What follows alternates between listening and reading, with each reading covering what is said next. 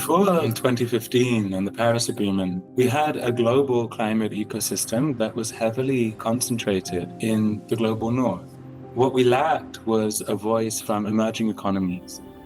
And when ICS was created, it acted as a vehicle for global philanthropies to understand how they can support climate action outside of the usual suspects in the global north, in Europe and the US, and fully embrace the potential for a country like Brazil to have a huge influence on a global stage on climate change.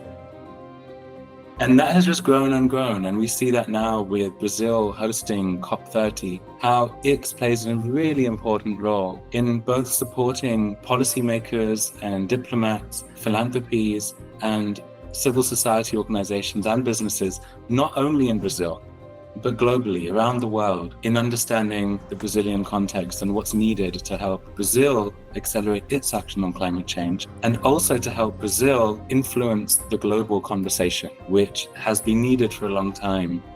They funded some incredibly important and impactful organizations that have been able to change the narrative from being very technocratic to one that touches people's hearts and souls.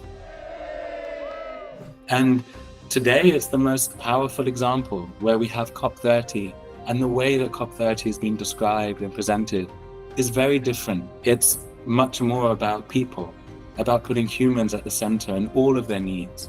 It's less about emissions reduction only and carbon dioxide levels only. We've added to the debate things around adaptation, around resilience, around justice, logics that come from indigenous wisdom. And ICS has been able to create that narrative, shape that narrative. So I'm very proud that ICS is part of the international climate agenda.